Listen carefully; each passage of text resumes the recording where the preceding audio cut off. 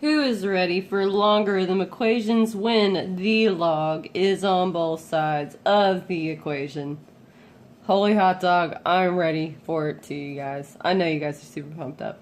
So when we have logarithms on both sides of the equation, it's similar to when the log is on one side, but there's one thing that's a little different, and you probably will actually like when the logarithm is on both sides because it's a little easier to solve, in my opinion. But here are our lovely steps that we'll be using to solve for our log equations when the log is on both sides. So the first step, like we've been doing, every single log that contains an x in it, we will be setting to be greater than 0. After that, we will be combining logs into one logarithm using the different kinds of log properties we talked about. So like the product property, the quotient property, and the power property. Okay, now, just kind of like when we had the rule where if you get the same base of an exponential on both sides of an equation, you drop the exponents. If we get the same log on both sides of the equation with the same base, we can drop the logs and basically set the things inside the log equal to each other. So that will be very similar to that property. And then we'll be solving for x and checking for any extraneous answers back with whatever we get in step 1. So, who is ready to tackle example 6? Let's go. Okay, so the first step, we must set each log that contains an x in it to be greater than 0. We gotta do that first. So I see one that's has a variable within it, so I'm gonna set 3x plus 5 to be greater than 0. I see another log that has an x in it, so I'm gonna set x minus 5 to be greater than 0. Alright, and let's see what we get. So on this one, to solve for x, to move positive 5 to the other side, the way we do that is by subtracting 5. Bam! Minus 5, minus 5. 5 plus a negative 5 is 0, cancels out. 0 minus 5 is negative 5. Okay, so we're left with 3x is greater than negative 5. And then we move the 3 to the other side. So the 3 is secretly multiplying to the x, so the way that we move that to the other side is by dividing both sides by 3. Okay, so one of these says that my 3 divided by 3 cancels, turns to 1, so we're left with x is greater than negative 5/3. So that is one of the inequalities we need to think about. Now this one, the way we move negative 5 to the other side is by adding 5 on both sides, which I'll do that real quickly. Bam and bam. Negative 5 plus 5 is 0. Cancels. 0 plus 5 is 5. Okay, so I'm going to write it down here so we have some space for the problem. Our second inequality is x is greater than positive 5. Okay, so remember, whenever we have two inequalities, we must have an inequality that works no matter what. So when I find an answer, it has to work in both inequalities. And remember, the rule of thumb is you pick the larger one because if it's greater than a positive number, that's a higher expectation than greater than a negative number. Okay, so we're going to go with the greater than a positive number. That's the one we'll be keeping in the back of our mind as we solve the problem. Okay, so I'm going to kind of put that off to the side and put this off to the side. Alright, so let's start solving.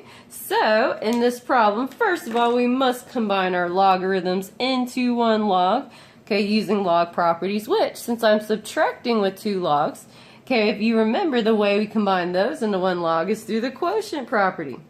Okay, so they all have log 7, so I'm going to write log 7.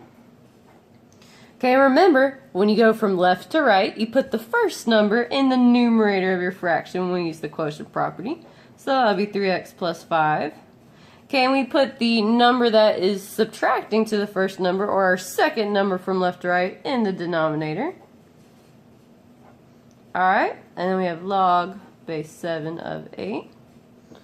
Alright, so now that we have one log on both sides of our equation, now we can drop the logs.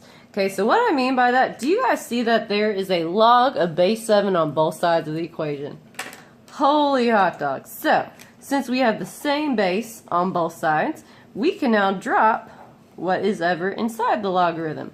So we're going to have 3x plus 5 over x minus 5 equals, I'm going to drop this down to 8 equals 8.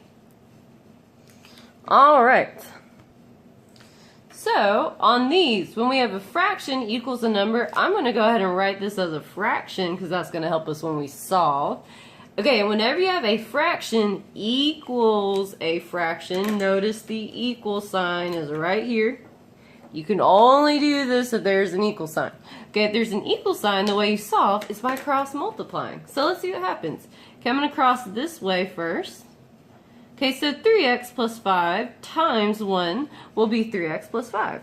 So I'm going to 3x plus 5 equals, and I'm going to cross the other way. Okay, so this way we have 8 times the whole thing. So I'm going to put that bad boy in a parenthesis. Okay, because we're multiplying the 8 to the entire thing. Okay, and then from here, you guys, we just solve for x. So first thing I'm going to do when I solve for x, we're going to distribute this 8 to each of these numbers. Bam, and bam. Okay, so we have 8 times x is 8x, and 8 times negative 5 is negative 40. Alright, and then we still have the 3x plus 5 on this side. Alright, and from here we just solve for x, but don't forget at the end you must check your answer to see if it is extraneous or not. Okay, so I'm going to bring my x's onto one side, which I'm going to move the smaller number to the larger number so my answer stays positive. So the way we move a positive 3x to the other side is by subtracting. Holy hot dog, you guys already knew that though. Okay, alright, and 3x minus a 3x cancels out and turns to 0. 8x minus 3x will turn to 5x. So what I'm currently left with is 5 equals, let's see here, 5x minus 40. Alright, I'm going to bring the 40 to the other side, which the way we do that, to bring a negative 40 over, the opposite of a negative is a positive. So we're going to add that to the other side. Negative 40 plus 40 cancels, turns to 0. 5 plus 40 is 45. So now what we're left with is 45 equals 5x. And finally, that 5 is secretly multiplying to the x. So the way that we bring that to the other side is by division. Okay, which 5 divided by 5 is 1, cancels out. Okay, so we get x equals 45 divided by 5 is 9. Okay, which you know, Miss Long likes her x on the left-hand side, so I'm going to write x equals 9. Okay, so let's see how this compares to our inequality. Is 9 greater than 5? Yes, it is! Yay! So it works. Okay, it's not a sneaky little ninja, it actually works. So my answer for this would be x equals 9. Awesome job, you guys.